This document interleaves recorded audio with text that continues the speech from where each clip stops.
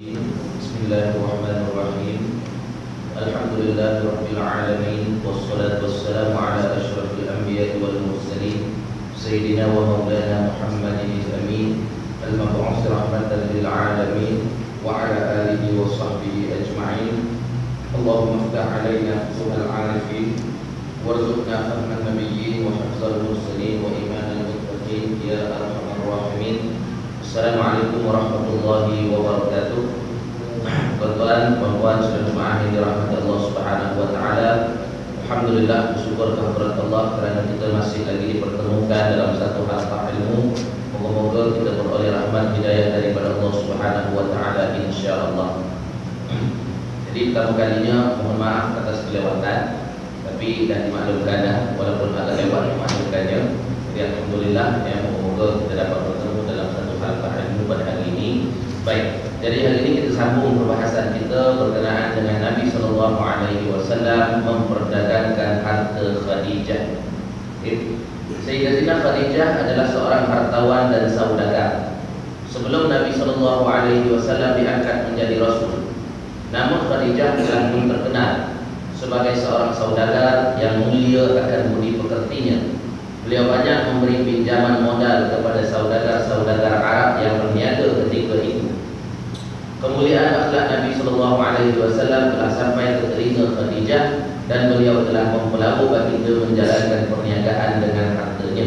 Ini cerita sebelum Khadijah kahwin dengan Nabi sallallahu alaihi wasallam. Dia adalah merupakan seorang hartawan yang banyak harta. Ya, orang-orang Arab pada ketika itu semua sekali mengenali beliau seorang hartawan, seorang yang cantik, seorang yang baik budi pekertinya sebelum daripada beliau Khadijah kahwin dengan Nabi sallallahu alaihi wasallam sendiri. Dan disebut oleh Dr. Sa'id Ramadan Al-Bukhari di sini bahawa Khadijah ini kerap kali memberikan pinjaman modal kepada saudagar-saudagar Arab ketika itu. Okey, jadi kita faham pada zaman itu adalah merupakan zaman jahiliyah lagi sebelum Nabi sallallahu alaihi wasallam diangkat jadi rasul. Jadi pada masa itu kalau pinjam ni mestilah dia ada interest, ada riba. Okey, zaman itu. Jadi bila mana Nabi SAW diangkat jadi Rasul, barulah isu pengharaman riba itu datang. Tapi bukan lepas Nabi jadi Rasul, dia lambat tempoh dia untuk pengharaman riba itu. Sebab Nabi duduk di Mekah selama 13 tahun cerita bab akidah saja. Okey, hukum hakam tak cerita langsung. Hukum hakam cerita masa dekat Madinah saja. Baik, jadi zaman itu tak tahu. Okey, bagi pinjam 10,000, minta balik 20,000, tak apa. Okey, saya bagi pinjam kepada seorang sahabat 10,000, saya syaratkan dekat situ kalau kau pinjam duit aku 10,000, kau kena bayar balik 12,000. Zaman itu tak apa. Okey, yang itu tidak diurus sebab zaman jahiliyah. Zaman kita tak boleh. Okey, zaman kita ini dah tak boleh lagi dah. Bagi kawan pinjam 10,000, suruh bayar balik 10,100, tak boleh. Walaupun 100, jangan kata 100, 10,000 RM1 pun tak boleh. Okey, tak boleh. Bila mana benda tu ada dalam syarat kita bagi pinjam. Kalau tak ada, tak apa. Maknanya bagi pinjam 10,000, tiba-tiba dia punya tu modal dia dengan 10,000 dapat untung 100,000 tiba-tiba. Okey, apa benda dia buat, kita cakap tak. Kita tak perlu bertanya. Tak perlu tanya. Contoh kita bagi dia 10,000, kita kata ada duit besok, kau pulangkan balik. Lalu dia pun pergilah berniaga 10 tahun, katakan tiba-tiba dia balik 10 kat kita, bawa untung 100,000. Dia pinjam itu 10,000 je, tapi dia kata aku dah untung dengan duit kau ini 100,000, jadi aku pulanglah balik kau 50,000. Tak apa. Okey, yang itu boleh ambil tak lebih 40,000 tu boleh ambil, sebab dia tak syarat awal lagi. Dia terpulang sebab Nabi pun nak buat begitu, pinjam seekor kambing dengan Yahudi. Bila Nabi pulang 2 ekor. Okey, tak ada masalah dekat situ. Sebab apa? Sebab tidak disyaratkan pada peringkat awal. Kalau syarat, itu lain cerita. Tak boleh, ya. Baik. Macam juga kita kadang-kadang pinjam duit, kita tak buat gitu. Tapi kita kadang-kadang buat sesuatu, kawan kita nak pinjam kereta, kita pun kata boleh pinjam kereta aku, tapi berilah aku dulu dekat apa? Contoh kalau kita kata beri pinjam kereta ke dia, kita kata tak apa, ambil kereta aku pinjam, tapi aku boleh pakai motor kau. Yang itu tak boleh. Sebab dia ada meletakkan syarat pada pinjaman dia. Okey, yang itu tak boleh. Hukumnya tak boleh. Okey, kita meletakkan syarat dalam sesuatu pinjaman yang kita bagi. Baik. Sebab tu kalau kita tengok duit-duit kita dalam bank pun ada interest, ada riba, tu kena ambil tahu, kena ambil tengok juga. Okey, baik. Jadi itu cerita tentang pinjaman modal. Tapi kita tak tahu kalau boleh pinjam orang, tiba-tiba orang tu tak nak bayar. Tak apa, tak ada masalah. Sebab apa? Sebab kita berbaik sangka. Kalau beri ke dia 10,000, tiba-tiba dia tak nak bayar. Ataupun tiba-tiba dia datang kat kita, aku tak ada duit, boleh tak minta tempoh? Jadi kita kata tak apa, aku pun tak perlu. Jadi kau bolehlah pinjam dulu duit aku ini, sehinggalah tempoh engkau boleh bayar balik. Contoh kita kata begitu, ditakdirkan Allah Ta'ala kita mati, dia pun mati. Waris dia tak tahu, dia pinjam 10,000 dengan kita. Jadi moga-moga kita termasuk dalam golongan orang yang Nabi SAW sebut, barang siapa yang memberikan kelonggaran kepada orang yang pinjam duit dia, beri kelonggaran, sama ada masa atau hapuskan terus pinjaman dia, maka orang ini akan dapat naungan Allah Ta'ala di pada mahsyar besok. Yang itu je moga-moga kita dapat. Okay, tapi jangan risau. Tak ada benda dalam agama ni yang kita buat sia-sia. Dan macam kita jugalah, kadang-kadang datang kuliah dengan ustaz agama, tiba-tiba dia baru pula datang surau. Contohnya duduk pengurus kita cakap pula ustaz dan mesej dia kata tak datang. Dia pun tunggu tak ada ustaz. Contoh hari itulah pertama kali baru dia datang surau, itulah pertama kali baru dia nak dengar kuliah. Tak benda-benda tiba-tiba angin taufan ribut, benda tiba-tiba pelik dia hari itu nak datang surau. Datang tunggu ustaz tak ada. Lepas tu dekat nak azan isyak, dia pun jumpalah pengurus ni, ustaz tak ada lagi. Tak ada, saya dah beritahu dah. Tapi dia datang lewat, dia tak tahu. Jadi dia pun kata, sia-sia je aku datang hari ni. Ingat nak dengar kuliah tak dapat. Masa dia. Nampak tak tuan-tuan ayat itu? Setiap benda baik yang kita buat, tidak ada istilah sia-sia dan tak ada istilah buang masa. Setiap benda baik yang kita buat, walaupun kita datang dari rumah niat nak dengar kuliah, tiba-tiba ustaz tak datang, apa kita dapat? Kita tetap dapat pahala seperti mana kita duduk dalam kuliah. Sebab niat kita mereka awal nak dengar majlis ilmu. Tak ada benda yang sia-sia dalam istilah agama. Para benda itu benda baik. Okey? Baik, itu dia kena tengok betul ya. Baik. Jadi itu yang pertama, maknanya isu-isu pinjaman modal dan sebagainya tadi yang diberikan oleh Khadijah kepada kita tadi. Ya, tengok Khadijah buat benda baik walaupun zaman jahiliyah. Akhirnya Khadijah dapat benda yang sangat hebat, iaitu dapat jadi isteri bagi Nabi sallallahu alaihi wasallam. Itu yang saya sebut tadi. Maknanya dalam istilah agama, buatlah, tak ada benda istilah sia-sia buang masa tadi. Okey, datang surau nak dengar kuliah, ustaz tak datang. Tak apa, duduk saja. Atau tiba-tiba datang nak dengar kuliah, tiba-tiba tanya pengurusi kata ustaz tak ada hari ni. Dia syok, patah balik ke rumah dia. Kita pula tengok dia patah balik, kita kata apa? Sia-sia saja dia datang surau, sekejap sangat tak dapat pahala. Bukan dikira tempoh dia duduk, dikira kepada niat dia datang tadi nak apa? Niat dia datang tadi nak dengar kuliah, nak ambil ilmu dalam majlis ilmu. Tiba-tiba dia tengok ustaz ada, dia patah balik. Niat dia telah dikira ke atau niat dia didiskaunkan oleh Allah Ta'ala, dipotong oleh Allah Ta'ala? Tak. Setiap benda baik yang kita buat, Allah Ta'ala tak potong amalan itu. Kalau kata dalam ini perumpamaan matematik mudah. Kalau setiap kali kita datang dari rumah pergi ke surau, Allah bagi kita 1000 pahala bila duduk dengar kuliah agama. Tiba-tiba dia datang hari itu, ustaz tak ada. Dia jumpa Cik Salih, kata ustaz ni tak ada. Turun sama sifat balik 10. Adakah dia hanya dapat 500 dari 1000? Tak, dia tetap akan dapat 1000. Sebab dikira pada niat dia tadi untuk datang. Kalau dia duduk dalam majlis ilmu, mungkin dia dapat sampai 700,000. Pahala dia kita tak tahu. Jadi benda itu saya nak tekankan, istilahnya kadang-kadang kita tidak faham, menyebabkan kita rasa apa yang kita buat itu sia-sia. Jadi tak ada istilah sia-sia dalam setiap perkara baik yang kita buat. Kan macam ada satu masjid, dekat area Negeri Sembilan sana, ada satu tamu wakaf. Tiba-tiba tamu wakaf tu duit hilang. Duit hilang. Jadi orang yang mewakaf ni, dia mengharapkan apa yang diwakaf naik, tengok ada bumbung ke, ada bangunan baru. Sebab wakaf tu untuk bina satu bangunan lain. Tapi dia tengok-tengok duit wakaf tu berubah hilang. Ramai lah di antara mereka kata, sia-sia je aku letak duit dalam tu. tak jadi ke apa benda, tak ada istilah sia-sia. Dia kata sia-sia lah Ustaz, saya niat wakaf, tiba bangunan wakaf tak boleh, jadi duit saya dah hilang. Tak ada. Allah tidak melihat bangunan itu naik ataupun tidak. Allah tengok peringkat awal dulu, kita dah bagi 1,000, niat kita nak wakaf, tiba wakaf tak jadi, itu bukan persoalan kita. Persoalan yang Allah dah masuk dalam buku akaun kita, kita tetap dapat pahala 1,000 lah Allah Ta'ala jadikan. Itu perkiraan contoh itu ya. Maknanya saya katakan benda yang baik kita buat tidak pernah ada istilah sia-sia atau formasi.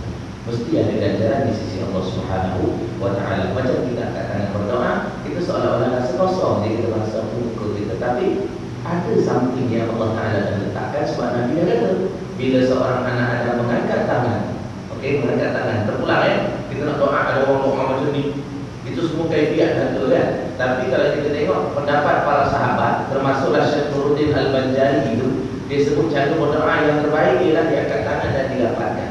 Tapi kalau buat macam ni salah, tidak tak salah.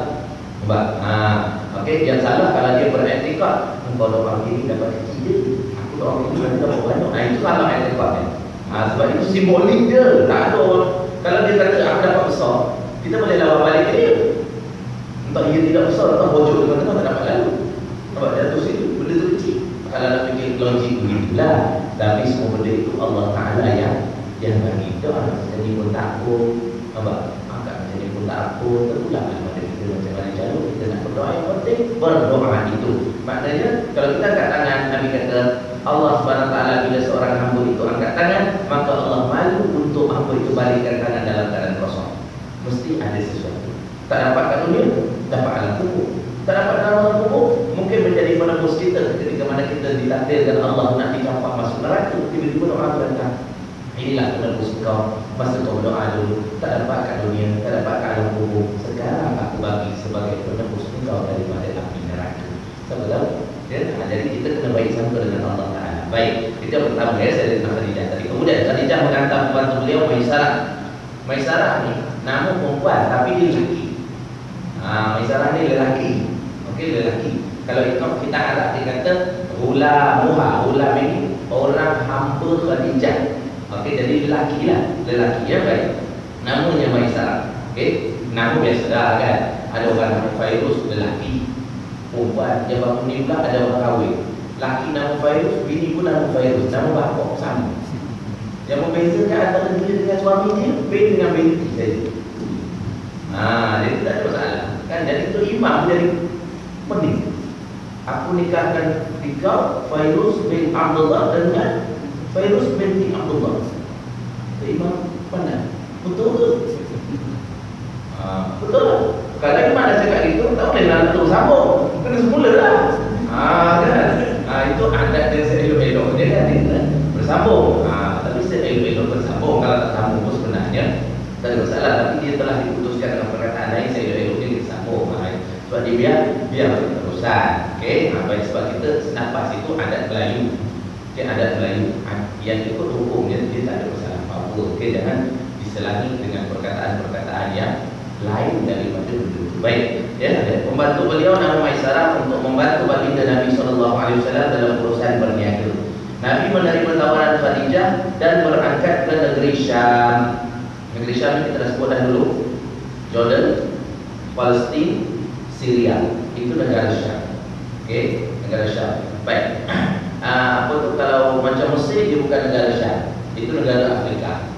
Dia keluar daripada kelompok perbincangan kita. Baik, negara Syam ini sekarang ni negara Syam kita tengok pun dah hancur kan. Kacau hilau dan Allah Akbar. Tak tahulah. Itu agaknya yang Nabi SAW sebut dalam hadis tu. Kita ni akhir zaman dah kan. Yang Nabi kata satu hadis, saya tak ingat di Kemantan Arabnya, tapi Melayunya lebih kurang makna. Nabi kata di akhir zaman besok, sesiapa yang berada di negara Syam, di tanah Syam, bermakna dia sedang berjihad sampai hari kiamat. Mungkin Nabi nak cerita bahawa negara Syam itu di akhir zaman besok akan ditimpa dengan berbagai jenis malapetaka. Zaman sekarang kan, apa peperangan, apa semua berlaku di tanah Syam. Baik. Tapi kita tak payahlah jadinya di sana join dengan IS, tak payah kan. Malaysia dan keluar fatwa kata perjuangan dia tak menepati sistem jihad ataupun kehendak syahid. Dah ikut kerajaan kita dah betul gitu, ikut saja. Baik. Khadijah berangkat dengan Syam bersama Maisarah untuk berniaga. Nabi telah berniaga dengan penuh kejujuran dan hasilnya adalah keuntungan yang berlipat kali ganda. Semua ini telah dilaporkan kembali kepada Khadijah oleh pembantu beliau, Maisarah. Apabila selesai berniaga, Nabi telah bertemu kembali dengan Khadijah dan menyerahkan semua keuntungan yang sepatutnya dipulangkan kepada Khadijah sebagai pemodal. Okey, maksudnya bila mana Nabi SAW pergi berniaga ditemani oleh Maisarah untuk bantu Nabi SAW, akibat daripada kejujuran yang dibuat oleh Nabi SAW itu, maka harta ataupun pulangan yang diperolehi oleh Khadijah itu berlipat kali ganda daripada biasa. Isu di situ ialah isu kejujuran Nabi SAW dalam berniaga. Okey, kita sebab tu orang perniagaan dalam Islam kan digalakkan berniaga. 9/10 hasil pendapatan adalah daripada perniagaan, hadis Nabi. Tapi Nabi juga memperingatkan bahawa setiap peniaga dia akan bangkit bersama orang jahat di pada masa besok, kecuali orang yang bertakwa, orang beriman. Yang ini peniaga-peniaga yang jenis ini akan bangkit dengan orang-orang baik. Tapi awalnya Nabi kata peniaga bangkit dengan orang jahat. Itu awal-awal. Okey, kecuali, maksud bila kecuali itu sikit lah. Okey, sikit yang akan bangkit bersama dengan orang-orang yang baik, siddiqin, syuhada, semua sekali orang mati syahid tu kan. Baik, itu sikit saja Nabi kata. Tetapi sebab itu Nabi SAW galakkan bila mana Nabi pergi ke pasar, Nabi akan sebut, wahai peniaga, hendaklah kamu banyak bersedekah. Sebab apa? Sebab dalam perniagaan banyak benda yang kadang-kadang bercakap dengan agama yang kita buat kadang-kadang kita tak sedar. Jadi Nabi sebut banyak bersedekah supaya dia boleh cover kesilapan dan kesalahan yang kita pernah buat. Itu jadi sebenarnya bukan bab niaga je kena sedekah. Bab lain pun kena banyak bersedekah juga, sama juga. Kalau orang kerja pejabat atau kerja kerajaan swasta tu sama sebenarnya. Dia kerja bos pagi 8 pagi sampai 5 petang. Rehat pukul 1 sampai pukul 2. Itu waktu rehat sebenarnya. Tapi berapa banyak dia rehat waktu itu? Sebab jangan kita nak kata peniaga pun banyak bersedekah. Habis cikgu semua kerja-kerja pejabat awam, pejabat swasta, tak banyak sedekah. Tak payah, kami bukan peniaga. Tak betul lah macam tu. Tak betul. Itu asas pertama Nabi dulu perniagaan itu sebagai tonggaknya. Dia tak ada orang kerja sebagai pejabat awam, swasta, tak ada. Zaman kita bahawa apa yang Nabi sebut itu dalam kehidupan seharian kita sama juga. Kalau kita ni kerja pejabat awam ke orang swasta ke apa benda ke, mesti dia ada waktu-waktu dia yang hilang tak pergi ke mana. Nampak? Betul kan? Okey, ke sana sekejap. Waktu rehat sampai 1-2 je. Tapi dia pergi bank, dia pergi cocok duit, kad keluar lekat, tunggu situ dulu 3 jam. Tengok-tengok balikkan dia pacikat je lah. 3 jam hilang. Jadi waktu tu dia kena kira, itu dah bukan waktu dia. Jadi dia kena banyak bersedekah juga, sama je sebab dia dah ambil waktu yang sepatutnya dia tunaikan tanggungjawab dia sebagai pekerja. Jadi bukan peniaga saja, rangkum semua sekali. Sama je kehidupan kita sehari-hari. Tapi kalau orang kerja yang lain tu lain lah. Macam contoh kerja pilot, dia memang biasa je pilot ni, dia tak cukup masa. Nampak? Biasa je lah. Sebab dia memang waktu dia daripada sini naik sampai ke sana sampai. Lepas tu kadang dia rehat dekat situ. Itu waktu rehat dia kan? Lepas tu besok pula dia balik daripada pukul sini sampai waktu sini. Itu je waktu dia. Ada tak pilot duduk? Ada barunya ada orang kata pilot lagi banyak ambil masa tak? Dia lagi banyak bersedekah. Sebab apa? Sebab dia cuma kontrol kapal terbang masa naik dengan masa turun. Masa duduk kata autopilot. Jadi autopilot tu dia bukan buat kerja dia. Dia auto, dia tekan, dia relax. Itu habis masa. Oh, saya kata bukan. Itu dah memang kerja dia. Autopilot pun dia tekan, dia monitor juga. Bukan dia tertidur main lagi ke tu. Dia tengok. Nampak? Kalau dia tak tengok, tak jadi macam pihak baru ni kan. Apa? Allah Allah, saya tak tahu lah sebab saya bukan pilot. Tapi sebodoh-bodoh aku puas tu hire juga kes itu kan. Ada kementeri buat cakap itu kes kecil sahaja. Rasa pada saya isu autopilot tak fungsi ni. Nampak? Ada satu ketua bangsa kita ada tempat balik. Sebab apa? Autopilot tak fungsi. Menteri sudah ada kok. Itu tidak melibatkan kes besar. Sebenarnya masalah kecil saja autopilot saja. Saya rasa autopilot masalah besar. Kalau kita auto tak fungsi, bahaya tak tenang. Itu kereta darat. Nampak? Kereta tu tak boleh masuk. Allahu Akbar. Ini kalau atas waktu pilot tak mesti tekan nak pergi Jeddah, pergi di Karabua. Sebab tak pilot tak tahu. Bahaya. Nampak? Tapi macam tak tahu lah. Itu bukan curi masa. Sebab itu memang di dalam kerja dia. Kita dalam kerja dia. Jadi dia pergi sana dengan autopilot tu takut. Itu tak ada masalah. Baik. Itu kita tengok. Baik, jadi yang kita sebut tadi, Nabi SAW duduk bersama Maisarah berniaga dengan penuh kejujuran. Akhirnya Nabi SAW bila dapat itu, Nabi pun pulangkan sebulan kepada Khadijah. Okey, baik. Tengok ya.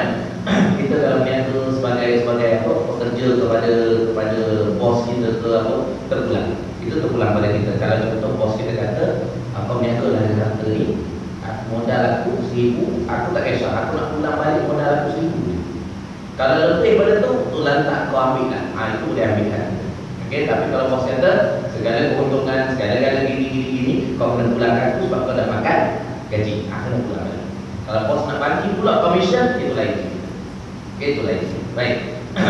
Kita ni kadang-kadang dia salah silap dekat mana berlaku dalam perniagaan ini. Kadang-kadang kita kerja dengan seseorang. Okey, kita kerja dengan seseorang. Kita niaga apa dia. Tiba-tiba kita niaga, ada kawan-kawan kita datang beli dengan kita. Lepas tu harga buku RM10 contoh, dia pun kata tak apalah RM10. RM2 ni lebih, contoh RM2 ni lebih, ringgit tu cik lah ambil yang tukar. Kita pun ambil RM2 masuk poket. Kalau 10 orang datang dah dapat RM20 kan, masuk poket kita. RM20 ni tak boleh ambil masuk poket kita. RM20 ni kita fikir kalau aku tak duduk niaga situ, ada tak orang nak beli aku RM20? Tak ada. Bila tak ada, bermakna kita dapat RM20 hasil daripada kita berniaga tu. Walaupun dia berkata keep the change. Jadi kita tak boleh ambil. Jadi kalau nak ambil macam mana, pergi beritahu kat bos, bos ini hasil perniagaan hari ini dengan keuntungan yang mana ni, ini RM20 tadi ada orang beli keep the change. Dia kata beli saya, tapi saya pun tak tahu yakin ambil. Jadi bos pun tengok, jujur budak ni. Tak boleh, ambillah RM20, aku extra lagi RM20. Benar? Sebab itu bukan hak kita. Sebab kita ambil kias kepada kehidupan Nabi SAW dengan seorang sahabat yang putih zakat. Bila sahabat itu putih zakat, ada kawan-kawan dia bagi duit ekstra. Jadi bila dia pulang ke Nabi duit zakat tadi ekstra tergantung kat poket dia, Nabi pusing, Nabi nampak. Nabi kata apa gantung poket tu? Dia kata ini orang beli takut, bukan zakat. Nabi kata pulang balik. Sebab adakah engkau akan dapat duit itu kalau kau tak kerja sebagai amal zakat? Jadi tak dapat amal sendiri. Jadi Nabi kira ini hak orang juga. Okey, jadi kita tengok sebab tu saya katakan tadi, kalau isu-isu pendapatan apa ni, sebab tu kalau kita tengok hadis, isu lain senang tuan-tuan. Nabi yang 4 perkara Allahumma salli ala Muhammad tidak akan berganjak kaki seorang hamba sehingga ditanya tentang 4 perkara. Umur dia, kan, ilmu dia. Tetapi yang paling berat ditanya ialah harta. Ditanya dua cabang dia tanya. Di pada masyarakat harta, ilmu ditanya ke mana kau guna. Apa tu masa muda, umur kau guna ke mana. Itu dia tanya. Tapi harta, dari mana kau dapat, ke mana kau beli. Mana ditanya banyak tentang harta ni. Okey, harta ni kena tanya banyak, kena tengok betul-betul. Sebab tu kalau dapat harta ni ada setengah-setengah orang dia bawa dalam bawah hadis, jangan cari harta banyak-banyak, besok payah daripada masyarakat. Contoh Nabi dah sebut, dia kata, saya dengar itu tak sebab ustaz juga semata lah, tegur kan kawan-kawan tegur masa minum. Takkan tak tegur, kuliah tak boleh, kawan-kawan kan tegur masa minum. Dia kata jangan cari harta banyak sangat, harta sekadarnya pun dah cukup dah, dia kata. Okey, sebab kalau harta banyak, dia kata jadi macam seorang sahabat Nabi, Abdul Rahman bin Auf. Sebab Nabi kata, wahai Abdul Rahman, engkau ni harta banyak, besok bila kau mati, bila di pada masyarakat besok, engkau ni masuk syurga. Tapi masuk syurga dengan orang kau lambat. Sebab apa lambat? Sebab persoalan harta banyak. Tuan-tuan, perempuan, dengar betul-betul, hadis itu palsu, tak ada. Okey, tak wujud hadis cerita Abdul Rahman bin Auf masuk syurga dengan Al-Quran. Okey, ini biasanya digunakan oleh orang-orang yang tidak bertanggungjawab untuk menceritakan tentang keburukan jari harta. Okey, jadi cari harta jadilah, tak ada masalah. Carilah banyak mana pun, nak kaya-kaya, nak pakai kereta 5-6 biji, Audi, Range Rover, nak pakai rumah 5-6 tingkat, carilah. Tetapi jangan abaikan tanggungjawab asasi kita kepada Tuhan. Itu saja. Jadi banyak mana waktu, tak kisah. Nak main saham, asalkan saham tu halal. Okey, nak main dulu nak dulu cari, tak ada masalah ya. Baik. Sebab Islam pun salah satu daripada rukun Islam bayar zakat. Kalau Muslim cuma tak bayar zakat. Kan? Jadi kita tengok sebab tu ya, Cina dekat Selangor tu kan. Sibuk nak bayar zakat tu. Tanpa dia kata tak boleh. Sebab zakat ni kamu terima dari orang Islam saja. Saya tak kira, saya nak bayar zakat juga. Bukan begitu zakat dia. Tak bayar. Kita tak boleh Selangor kata. Okey, pelanggan tekak. Kenapa you sibuk nak bayar zakat? Sebab itu ustaz selalu ceramah saya dengar daripada saya di rumah. Siapa bayar zakat, harta makin kembang biak. Jadi saya mau harta saya kembang. Jadi saya mau bayar zakat. Jadi inilah alasan yang pedagang Selangor dia tak gunakan duit itu untuk zakat sebab tak boleh. Jadi dialihkan duit itu masuk kepada Baitul Mal. Jadi tak ada masalah. Okey, cuma yang terbaru ni kata kalau duit dia tak boleh masuk zakat, kita boleh masukkan kepada wakaf. Masukkan kepada wakaf, ditakdirkan Allah Subhanahu Wa Taala dia bagi duit itu masuk umur dia 20 tahun. Dia kata dah masuk Islam umur 60 tahun. Katakan begitu. Jadi wakaf dia tadi, pahala wakaf tu dia tidak bermula waktu dia masuk Islam, tapi dia backdated. Pahala dia dah dikira bermula umur 20 tahun. Walaupun dia masuk Islam umur 60 tahun. Itu kaedah yang diberi. Okey, jadi mana istilah backdated bukan urusan dunia semata-mata. Akhirat Allah Taala berkira begitu. Jadi beritahu dia betul-betul. Tak boleh. Jangan pula kita. Okey, tak apalah, bolehlah. You nak bayar zakat, bayar. Kita dah beri ilmu sesat dah tadi. Sebab dia tahu kalau tak boleh, tak kata tak boleh. Senang cerita. Jangan kona. Benda yang nak putus, tak boleh. Benda yang boleh kita rundingkan. Itu kaedah. Baik. Jadi tengok ya, Nabi SAW dapat hal itu. Akhirnya dalam bab ini keterangan ringkasnya kita dah cerita sedikit tadi. Dalam bab ini Dr. Said Ramadan Al-Buti menyatakan bahawa Nabi SAW telah dibelawa oleh Sayyidatina Khadijah untuk memperdagangkan harta perniagaannya setelah mendengar dari orang ramai akan kemuliaan budi pekerti Nabi SAW. Maknanya nak cerita macam dengan senang. Sayyidatina Khadijah dia belawa Nabi SAW untuk memperdagangkan. Dah masuk waktu kita belum. Kita azan dulu kan? Okey, 2 minit lagi kita sama dulu. Kita teruskan dulu sikit nanti kita tahu ya. Dalam bab ini Dr. Said Ramadan Al-Buti, sebab saya tanya tu sebab telefon saya dah berdering, maknanya dah masuk waktu.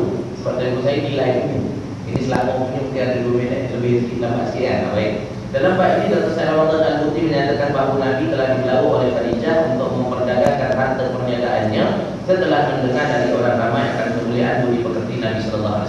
Maknanya Khadijah dia melawan Nabi bukan kerana Nabi Muhammad, tapi kerana akhlak dan budi pekerti Nabi. Dia sanggup ambil Nabi jadi pekerja kerana budi pekerti kebaikan Nabi SAW. Maknanya nak kita kalau nak upah orang, kita kalau nak cari orang kerja dengan kita kena cek dulu ada masuk program di ruang dan macam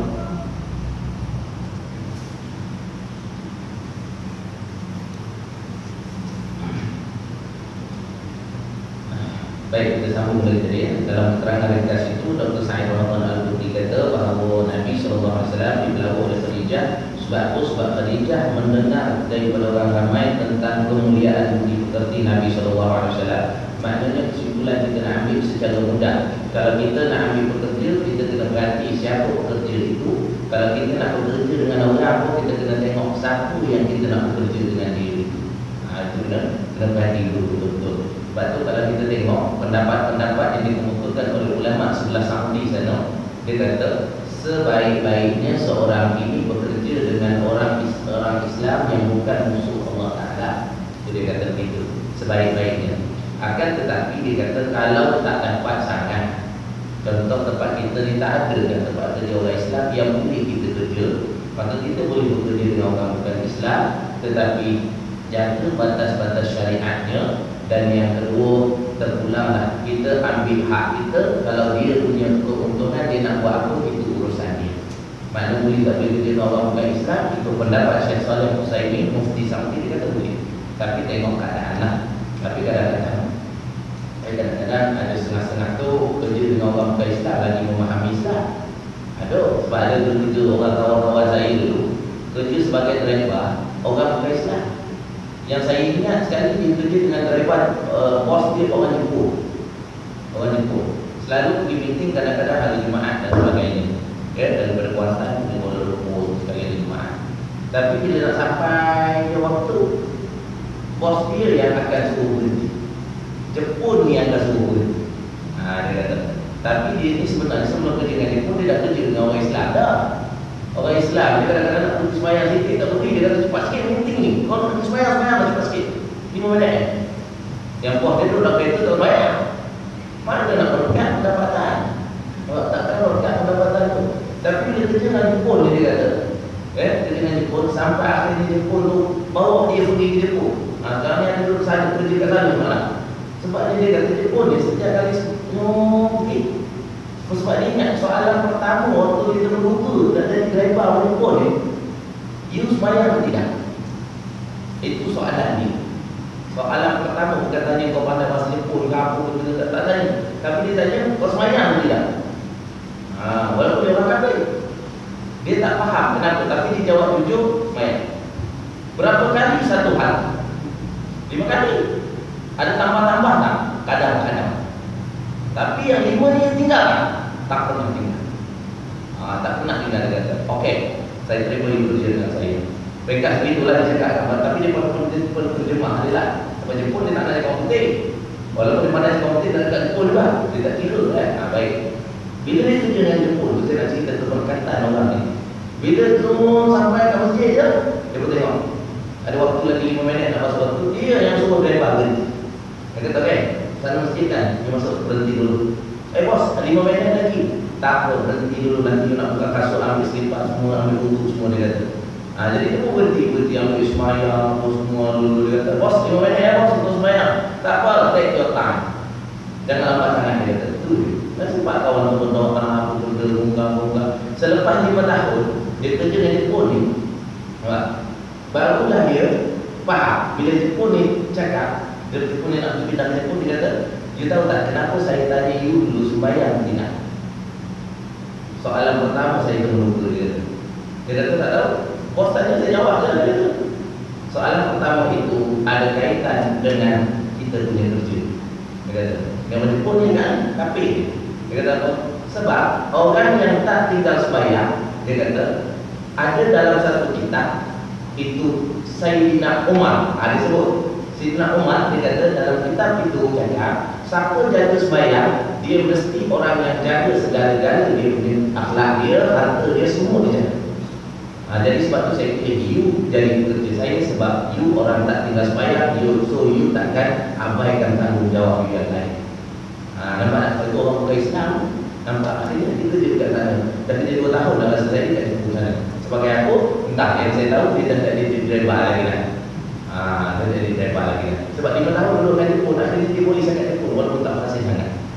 Itu keadaan dia, rezeki kan, rezeki kita tak tahu. Baik, jadi ini kita tengok tadi ya, maknanya kita ni kadang-kadang banyak sangat benda yang kita tak dapat sebab banyak sangat percaya dengan khurafat tu. Orang Melayu kita tu kadang-kadang masalah banyak sangat kan, masalah banyak sangat. Baik, macam contoh yang barunya apa orang tanya ya, Ustaz saya nak balik kampung, tapi niat utamanya kerana mak mentua panggil. Saya kata mak mentua tu mak kau juga, kena pergilah, saya kata. Okey, masalahnya dia kata mak mentua saya ni jahil. Jahil, tak faham agama, dia kata. Okeylah, saya kata kalau tak faham agama, maknanya itu ruang kau tak dapat pahala. Kau memberi penjelasan kau dapat pahala. Okey, tapi payah Ustaz, orang tua ni degil. Saya kata apa masalah dia? Dia nak buat mak tua dia tu, dia kahwin dengan ada adik-adik dia, daripada isteri dia kat kampung sana. Mengandung, bila mengandung nak buat majlis lenggang perut. Lenggang perut ni biasa orang kita kalau dia buat untuk memudahkan salin sebenarnya kan, tapi itu khurafat lagi.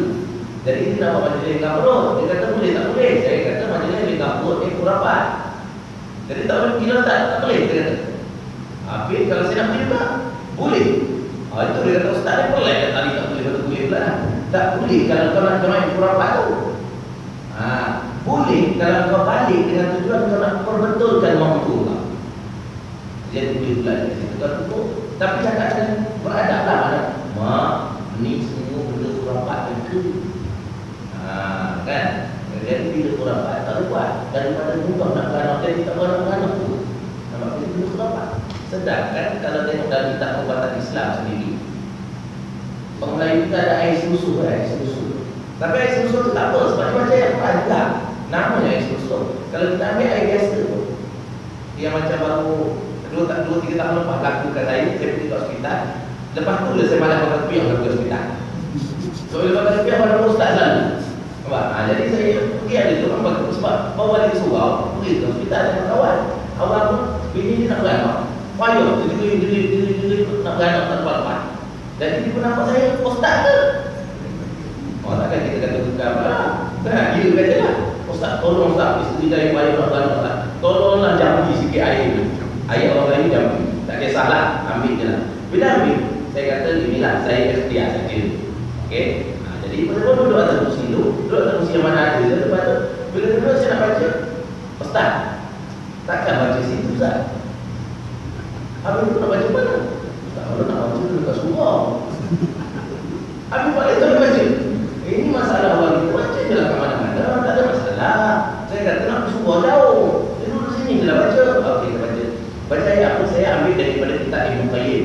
Dia kata kalau orang perempuan payah nak beranak, baca ayat lau anzalna hadzal Quran ala jabalin la ra'aitahu. Tu siapa habis ayat tu? Baca kat ayat ni, urut pada perut orang yang nak beranak tu, urut ke bawah. Kalau urut kat atas memang tak keluar jawabnya. Urut ke bawah. Okey, urut ke bawah betul semua sekali. Masalah saya dah beritahu dia, saya kata okey, ni cik airnya buat macam saya sebut tadi. Lepas tu dia pula kata, dia tak nak ambil air. Dia kata apa? Ustaz lah perlu buat. Sebab ustaz lagi berkat. Mana kalau ustaz sentuh perut bini kau? Nampak tak orang kita? Dia kadang-kadang dalam keadaan terdesak dia boleh jadi pening. Kan dia? Saya tak tahulah nama dia pening atau nama dia jadi, saya tak tahulah. Tapi saya kata kepala satu sendiri, ini perut bini kau. Dia kata saya itu ustaz orang kau jahat. Saya kata saya buat dulu. Tak ada masalah, sapu saja. Tak ada masalah. Bila dia belum dia sapu lagi dia beranak dah. Abang dia datang kat saya kata, tengok kan? Engkau lagi berdekat pada aku, saya kata. Engkau belum sapu lagi dah dulu. Kalau saya tadi boleh tentu saya kata. Oh ya ustaz, kata, mungkin Allah ni nak merahmati saya tu. Tak apalah, lepas tu mungkin dia pergi surau, dia taubat. Kita tak tahu, kita berjahat sebab tu kita kadang-kadang dengan orang jahat, kita akan bersangka jahat setiap masa. Ada masa mungkin kita boleh bagi ruang untuk dia berubah. Kita tak tahu macam tadi lah, ya baik. Jadi yang saya sebut tadi, Khadijah pilih Nabi dan Nabi setuju terima Khadijah punya perlawanan sebab apa? Yang pertama, Khadijah ambil Nabi sebab akhlak Nabi. Nabi terima Khadijah sebab Nabi tahu Khadijah ini walaupun dalam masa jahiliyah ini dulu adalah wanita hartawan yang baik, yang banyak sedekah dan sebagainya. Maknanya kita nak pilih bekerja, kena pilih betul-betul. Tak pilih majikan, kena pilih betul-betul. Tapi saya dah sebut dah tadi bahawa kalau nak pilih kerja dengan orang Islam, yang terbaik. Tapi kalau dah tak ada dengan orang bukan Islam pun tak apa. Tapi jaga batas-batas syaraknya.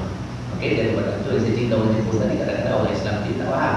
Dia orang bukan Islam lebih memahami Islam daripada orang bukan Islam. Ya, itu benar. Orang bukan Islam lebih memahami Islam daripada orang Islam itu sendiri. Ya, hari ini kita tengok macam itu. Baik, kemudian jadi kena pilih betul-betul lah saya sebut tadi ya. Macam kita lah sekarang ni, isu yang berlaku dekat negara kita ialah isu, saya selama ni tak pernah dengar isu tu, tapi tiba-tiba keluar pula dah isu doa awal tahun, akhir tahun. Jadi orang kita pun jadi alamak, jadi pelik pula ada dari pening. Kita memang buat benda tu tiap-tiap tahun. Tiba-tiba keluar seorang ustaz, dia kata apa? Dia kata itu amalan orang Syiah. Jadi kita pun kita nak nafikan dia tak berani sebab dia kata dia pergi Iraq. Dia tengok orang Syiah buat. Tuan-tuan dan puan-puan kena faham macam ni. Bila orang Syiah buat doa awal tahun, akhir tahun, belum tentu kita tiru dia. Entah-entah orang Syiah tu dia datang ke Malaysia, dia tengok kita doa macam tu, dia ambil doa tu, dia bawa ke sana. Siapa tiru siapa tak ada dalil lagi. Mungkin Syiah tiru kita atau kita tiru dia. Tetapi persoalan sekarang, siapa tiru siapa tak penting. Yang penting tengok kandungan doa tu. Bercakap tak dengan hukum syarak? Tak ada, kita mohon ampun dengan Allah Ta'ala kan? Tak ada masalah. Dan itu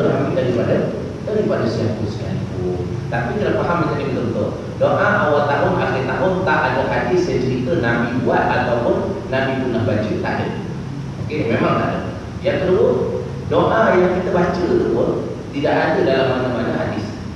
Okey, tak ada mana-mana. Cuma dia ni ijtihad ataupun ulama yang cipta sirah lafaz doa itu.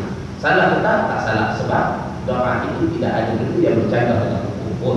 Okey, semua minta ampun dengan Allah Ta'ala, minta lindung kita daripada godaan iblis, setan, semua sekali. Tak ada masalah dekat situ. Okey, baik doa. Cuma dia jadi masalah sikit ialah kita mengkhususkan sungguh-sungguh mesti satu Muharram doa akhir tahun baca selepas asar, doa awal tahun baca lepas maghrib. Itu je masalah sikit ni bagi orang kita. Sebab kita nak mengkhususkan sesuatu mesti ada dalil. Okey, sekarang tak ada dalil. Jadi kita dah mengkhususkan dia dekat situ. Sebab saya kata begitu sebab ini, cuba tengok tuan-tuan ya.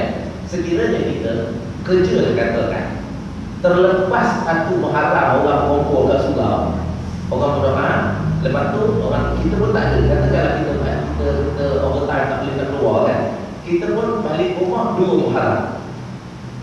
Ada tak orang berdoa awal tahun akhir tahun 2 Muharram? Tak ada kan? Jadi di sini masalah kita, sebab kita mengkhususkan satu Muharram tu mesti doa awal tahun akhir tahun, seolah-olah mesti tu. Bila dah terlepas tak boleh doa. Doa je lah bila-bila tu. 6 Muharram, 7 Muharram, doa je lah awal tahun akhir tahun, tak ada masalah pun. Dia jangan mengkhususkan sebab tak ada dalil. Itu saja. Kita sebenarnya bergantung pada yang dikatakan hadis. Sebenarnya barang siapa yang berdoa akhir tahun 3 kali baca doa lepas asar, maka dia akan dapat keampunan setahun yang telah lalu akan dosa-dosa dia. Lepas tu siapa yang baca doa awal tahun 3 kali berturut-turut lepas maghrib akan dapat keampunan dan dosa dia setahun yang akan datang. Maknanya tahun lepas terampun, tahun akan datang pun terampun. Hadis ini tak wujud. Yang dikatakan fadilah ni tak ada. Jadi tak ada. Jadi masalah sekarang ialah kita berpegang kepada suatu benda yang tak ada. Ini masalah. Jadi kalau nak doa itu tak ada masalah. Jangan pula balik-balik tak kata tak boleh doa. Tapi kalau tak boleh, boleh. Tapi jangan mengkhususkan dan jadi seolah-olah wajib pada tarikh itu. Tarikh lain tak boleh lagi dah. Jadi masalah bagi kita. Nak doa saja tak ada masalah. Okey, yang itu kena tengok di situ. Jadi awal tahun akhir tahun kita nak doa aja pagi. Okey, nak buat berapa kali baca doa lantang gitu.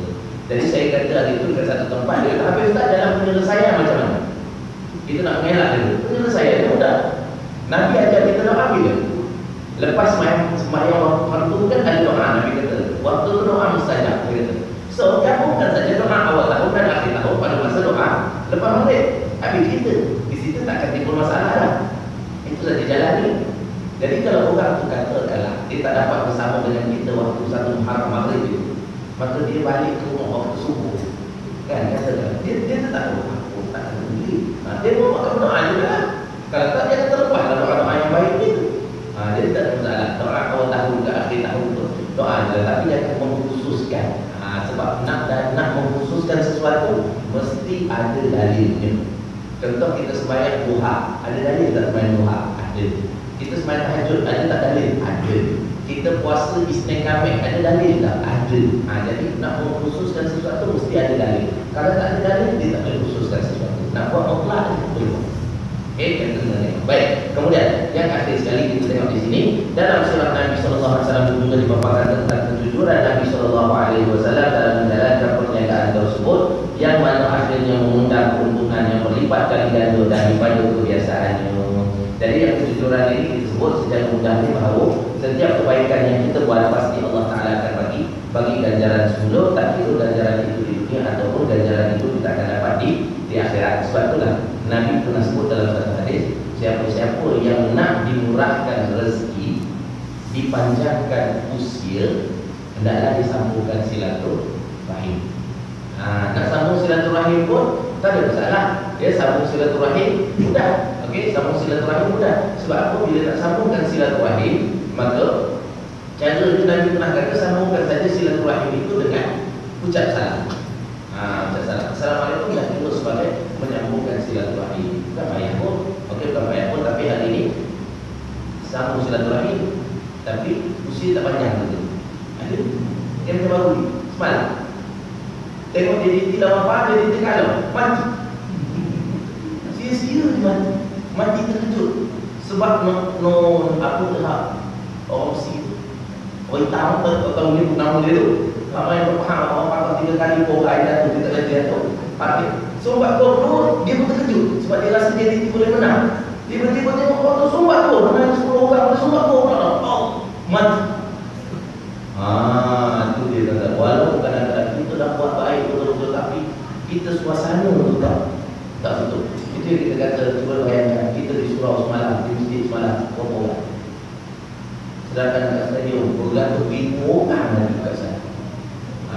Yang itu bergantung ribu orang sama pun. Dia dekat stadium ini termeluk sebelum perlawanan dia nak pengsan orang ramai. Sebab duduk nak beli tiket. Surau tak payah berebut beli tiket. Duduk angkat mana nak duduk tak ada orang buru-buru dekat semua. Sebab ada tak pernah kita tengok orang dalam semua ni balai Islam ni, ada tak waktu kuliah Dr. ni anak fakor sana kayu. Kenapa tak masuk kok? Tak muat. Ada. Kalau begitu berlaku bermakna itu memang petadung, memang nak kiamat sana. Tak ada kat sini berlaku seumpama itu. Jadi apa yang kita sebut hari ini sebagai kesimpulan dalam bab Nabi memperdagangkan harta Khadijah ini, perkara awal yang saya sebut tadi ialah tentang kebaikan. Tentang kebaikan. Maknanya kita nak cerita setiap kebaikan yang kita buat pasti akan dapat ganjaran. Setiap kebaikan yang kita buat walaupun tak tercapai hasratnya pasti akan ada kebaikan di sebalik dia. Macam contoh saya bagi contoh tadi, ustaz tak datang tunggu tak apa. Sebab pahala kita dah dapat kerana niat untuk menghadiri majlis ilmu itu. Itu yang betul. Maknanya setiap kebaikan yang misal harta kita buat pinjaman Khadijah tadi pun, kalau kita beri kepada orang tak nak bayar duit kita, tak. Okey tak? Kalau dia bayar, alhamdulillah. Kalau dia tak bayar, letak dia. Sebab apa? Bila dia tak bayar, kita redha saja, maka jangan risau, kita akan dapat naungan Allah Subhanahu Wa Taala di padang mahsyar besok. Kita akan dapat, tapi orang kita nak tunggu padang mahsyar kita lain lah. Ini dunia aku nak ambil aku dulu. Aku nak apa tadi?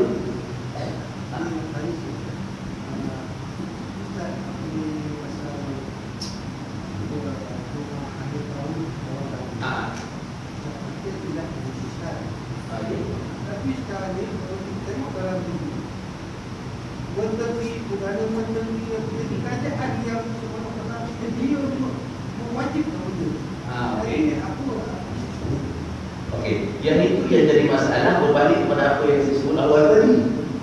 Yang awal tadi saya sebut tadi maknanya benda itu satu benda itu dia tidak boleh dikhususkan sebab tak ada dalil. Itu benda kita kena pegang. Nak mengkhususkan sesuatu amal mesti ada dalil. Sekarang tak ada dalil, tak boleh khususkan. Okey, tak boleh khususkan benda itu. Jangan dulu saya Wahabi lah. Saya cerita betul ni. Kalau tu orang Wahabi pula lah. Tak pasal-pasal pula lah. Saya cerita betul. Maknanya nak mengkhususkan sesuatu itu kan ada dalil. Okey, sekarang ni apa yang kita buat, okey, kita tidak boleh kata apa yang kita buat ni nak buat sejak dulu, tak boleh jadikan itu sebagai alasan betul-betul. Jadi apa yang dibuat sekarang ini sepatutnya kita kena tegur. Siapa yang berhak untuk tegur? Orang yang duduk level tinggi lah. Menteri agama agama itu tegur lah. Ustaz-ustaz tak boleh nak tegur, level tak sampai. Jadi ustaz boleh tegur siapa? Ustaz boleh tegur orang kampung supaya betul-betul. Jadi yang dalam TV tu kita tak boleh nak buat, tak apa, letak dia. Kita berharap akan ada orang lain yang membuat teguran terhadap mereka. Kita perbetulkan mereka kita. Memang kita tak nafikan. Sebab dulu pun ada orang Saudi datang, 2 orang kat sini, masa kita kerja dulu pun memang kita tegur benda-benda yang seperti itu. Kita banyak khususkan sesuatu yang tak ada dalil. Okey, tapi kita jawab mudah. Kita kata mereka khususkan tapi mereka tak pernah kata wajib. Itu elak saja dia. Dia nampak elak sebab dia kata tak boleh nak buat macam tu. Itu yang saya kata tadi, maknanya yang atas tu dia masalahnya itu yang jadi huru hara sebenarnya. Sebab kita balik semula apa yang Nabi sebut, tidak akan elok sesuatu masyarakat melainkan elok 2 kelompok, ulama dan umara. Okey, sekarang ni problem dia ialah umara tak nak dengar dekat ulama ni. Ini yang Imam Ghazali sebut. Imam Ghazali sebut benda itu sama dalam hadis, tapi Imam Ghazali kata tidak akan elok sesuatu negara bila mana rakyat tak nak dengar cakap pemerintah, dan tidak akan elok juga satu negara bila pemerintah tak nak dengar cakap ulama. Jadi yang ini kita tegur satu persatu. Tetapi Tetapi isu ini dia isu yang tak besar sebenarnya. Dia tidak melibatkan isu akidah, isu apa. Sebab itu kita kadang-kadang saya dengan dia saja. Saya dekat. Jadi benda-benda ini sebenarnya dia tidak berarti sebab kita nak halang benda bid'ah. Tapi benda ni tak boleh kata bid'ah. Benda doa bertahun akhir tahun tak boleh kata bid'ah. Sebab apa? Sebab usul doa tu ada. Usulnya maknanya doa tu, isu doa tu ada. Jadi sekarang ni kita di peringkat kita dah tahu, kita ubah peringkat kita. Yang peringkat atas tu kita serahkan kepada orang-orang bijak pandai agama peringkat atas untuk memberikan teguran. Bila kita jawab cakap macam tu, mesti ada yang cakap juga. Nak tunggu dia orang cakap, tak tunggu ke tanda dulu lah, takkan cakap dia. Sebab ada tu nasib belaka, itu dia punya urusan dengan Allah. Kan kita cakap betul-betul. Kita cakap betul-betul, benda ni tak boleh, macam saya dulu lah. Saya cakap tapi tak tahu ada apa. Saya dah cakap pasal dulu kerja dulu. Saya kata tak boleh, saya cerita hantu. Oh, dia haram. Tapi ada orang tak tengok. Saya dah meninggalkan komunitas itu dah hampir 2 tahun. Cerita hantu lagi lah. Ada. Dulu seram Sabtu, sekarang apa? Seram Baganza. Boleh tak boleh baru kan? Awak, ada lagi. Tapi saya kata dulu, saya ambil pandangan yang Azhar itu sebut dulu. Saya kata kalau nak buat sangat cerita hantu, buat saja, tapi masukkan Islamic view di dalam cerita hantu tu. Paling tidak saya kata dulu, kalau ada hantu, takbir. Biar orang ramai tahu bahawa kita nampak waktu hantu itu jadi takbir. Tapi ada orang nak buat benda. Tak nak, sebab dia nampak kita takbir kait dengan satu parti 8 bulan. Jadi dia nampak hantu tak boleh buat. Itu kan kait itu, kita kait isu agama saja. Jadi persoalan tadi, maknanya nak ubah orang atas, itu serahkan kepada pihak yang berwajib. Tapi kita ubah peringkat kita, moga-moga orang atas tahu benda itu besok. Tapi sebenarnya orang atas dia tahu, tapi dia yang silap lah. Benda itu kalau kita buat sekadar untuk mencantikkan agama. Itu alasan yang sederhana lah. Tapi kalau peringkat kita dah tahu, kita ubah peringkat kita. Paling tidak untuk beritahu anak isteri kita, kaum keluarga kita, insyaAllah. Itu dia kita boleh ubah sekadar mana kemampuan kita. Clear ya insyaAllah. Baik, jadi itu kesimpulan apa yang kita buat. Maknanya isu doa awal tahun akhir tahun tadi, nak doa sajalah. Nak buat awal tahun akhir tahun pun tak salah. Tapi jangan jadikan benda itu soal wajib. Maknanya kalau dah terlepas, kawan kita kata kau doa awal tahun dah akhir tahun semalam. Doa, aku dah pahala, kau tak faham. Yang itu masalah. Yang itu masalah. Kalau dia kata kau doa tak, aku doa semalam sebab aku tak kerja. Waktu kerja semalam tak dapat, mana berpahala dan aku punya ganjaran kerja doa awal tahun akhir tahun. Kita jangan berkata dia memang kau sebenarnya tak terlepas ganjaran. Sebab tak ada ganjaran pun sebenarnya doa awal tahun akhir tahun itu. Tak ada apa-apa ganjaran, mana-mana hati pun tak ada.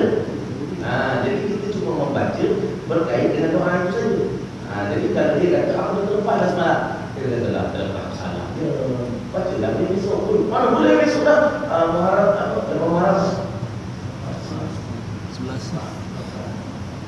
11 Islam dia telah aku dulu. Tak apalah. Kira lah, tak kira lah. Kalau Muharram bila ni pun dibawa ke ingat 5-6 bulan kerja besok boleh ingat. Dia kata ya, aku tak baca lah. Aku tahu. Kau baca? Wah, aku baca. Dia kata Allah, aku susah hati kata. Baca je lah sekarang. Dia rejak kan? Apa salahnya? Nampak kita memberi satu pelonggaran baru. Bahkan kita boleh doa bila dia Rasulullah, dia nak berdoa. Kita jangan khususkan benda itu sebab tak ada lagi mengkhususkan dia. Okey, insyaAllah ya. Baik, jadi kesimpulan apa yang kita buat tadi, maknanya setiap benda baik yang kita buat, Nabi SAW memperdagangkan harta Nabi secara jujur. Akhirnya Nabi dapat keuntungan yang berlipat kali ganda. Macam itulah juga dengan kita.